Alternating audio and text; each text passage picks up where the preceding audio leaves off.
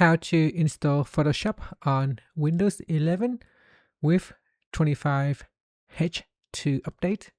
So go to your Photoshop folder and you will notice there is a setup file, and double click on it. Here we will begin to set up Photoshop. Click on yes if you see this dialog. Here Photoshop installer will appear on the screen.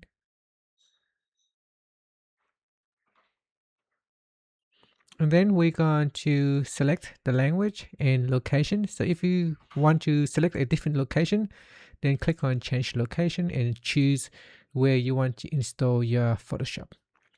So here, if you want to install locally, you can leave it as the default and then tap on the continue button.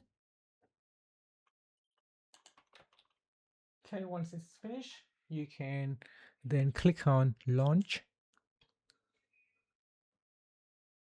Okay, so it's now opening Photoshop. Okay, so now once it has finished, you can then create a new file, or you can open up a new file, click on new file, and then choose the default file size. And here we can start to begin working in Photoshop. And that's it. Thank you for watching this video.